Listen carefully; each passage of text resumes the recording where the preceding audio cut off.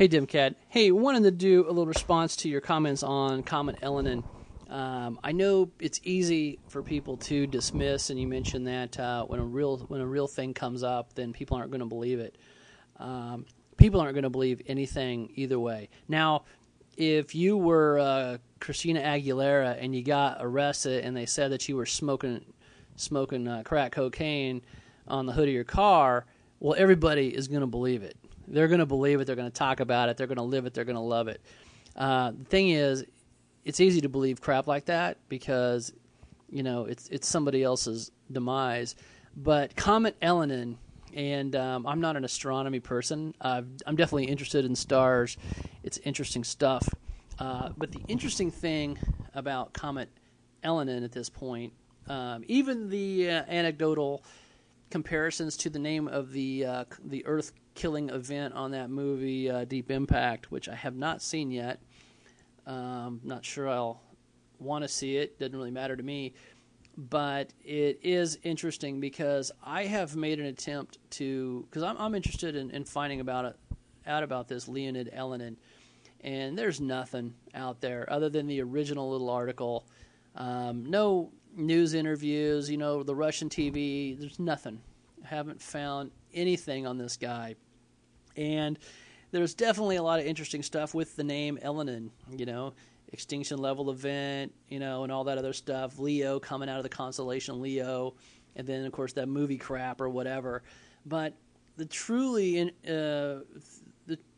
part that disturbs me about Comet Elenin is that it is on this trajectory of this planet X in Nibiru or whatever all the different words and names of this thing have been over the last handful of years, and then here comes Comet Elenin right on that trajectory, right on that time frame, and this is the only picture we have from this Leonid Elenin's 18-inch telescope that he took out of his backyard, and but important enough as it is, and it made the astronomy news, is Jet Propulsion Laboratories, and this is a NASA website, government website.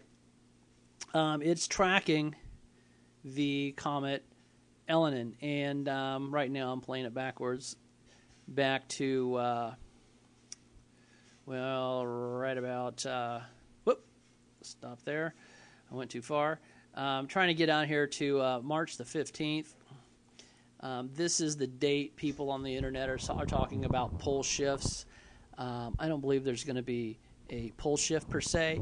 There could be pole movement because one thing we do know and has been on things like the Weather Channel is that the magnetic North Pole has been rapidly picking up pace in its movements in the last year or so, up to, I've heard, 40 miles a day, and that the North Pole is actually located somewhere over in Russia now, and that in Greenland the sun came up 2 days early.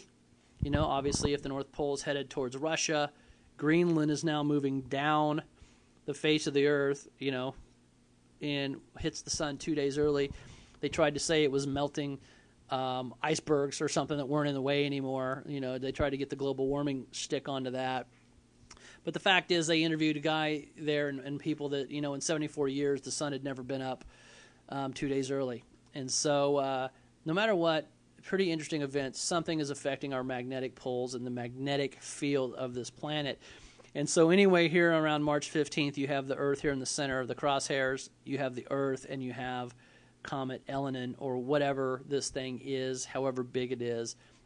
We just know that the government's tracking it, and they say it's going to be in line. And the people out there are saying, watch out, because crazy things are going to start happening. And so very well maybe happen. I went on to the JPL laboratory, the JBL website, and this is still JPL. And I was looking through the pictures of solar system, stars. Here's an asteroid out there. And in the last handful of years, they've put some really insanely technical equipment up there, all sorts of infrared telescopes and some pretty amazing stuff. And they've been watching the sky pretty closely.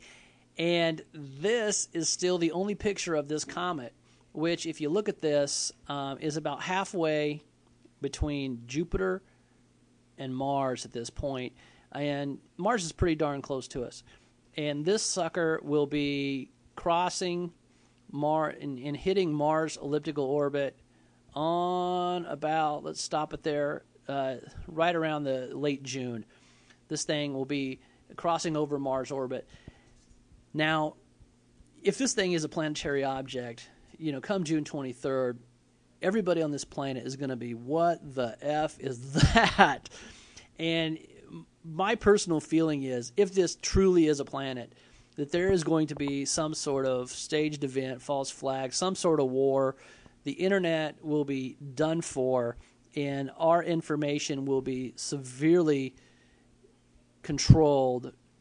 And the reason that I believe this would happen is that the people who are on this planet that know this is coming, and if it really is an extinction level event, we know for a fact that these people have been building these underground places all over this world, and they are going to want to get to their bunkers before all hell breaks loose.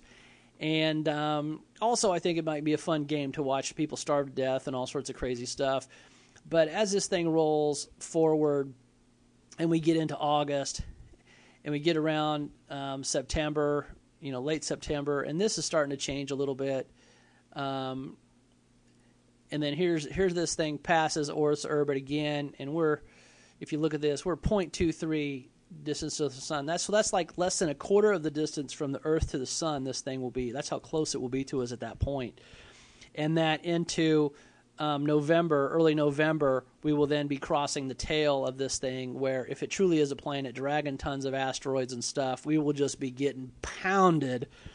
And not to mention, if this truly is something 4 times the size of Jupiter, what they say is as this thing passes, its magnetic field grabs the North Pole, and being this isn't on the same elliptical plane as the Earth, it's coming in and out at an angle upwards of us, that it will grab the North Pole, basically tip the Earth over 90 degrees, and so California will be riding on the equator, which would be pretty nice, I tell you. I mean, San Francisco is a nice area, but if it was 75 degrees every day, that'd be pretty cool. But obviously, a lot of death and destruction would go along with that, with earthquakes, volcanoes, and the magnetic field would be completely jacked and whatnot. But with that being said, once you get into October, November, if this truly is a planet, that's when the extinction level event would actually be doing its extincting. But back here through June, July, August, as this thing's coming in, all hell will be breaking loose, on this planet. And if you haven't prepared, you either need to have a gun and kill yourself back here, or just be good at dodging all the crazies, because people are going to be starving and all sorts of just, there will be no normal society, because people are going to look up in the sky and see this sucker up there come June when it gets around Mars and our sun starts lighting it up. So it's just food for thought. Hopefully it is simply a comet, and it'll be one cool little event we'll get a look at, and we'll only have to be having hyperinflation because our economy's crashing and we're going to war in Libya and all sorts of crazy stuff. So either way, if it's an extinction level event, I'm still stocking up on food. I'm stocking up on water. I've got some solar panels. I've got little bits and pieces, because no matter what, we are in for an economic ride from hell. And maybe this whole thing's been set up so these people that control the money can build their nice little home in the ground, hoping to live to see the other side of this event, should it be something other than Comet Elenin. But anyway, it could be conspiracy theory, but the beauty of this conspiracy theory is that in a couple of months, we're going to know, DEMCAD. It's going to be up our ass, and if it's real, then we're in for a bumpy, fun ride. Sit back, enjoy the show, and be happy you got to see the end.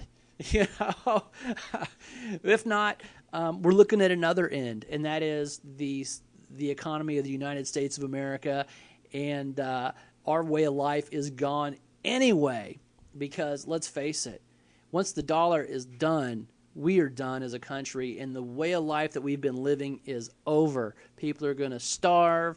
People are going to be freaking out on each other. It's going to be chaos.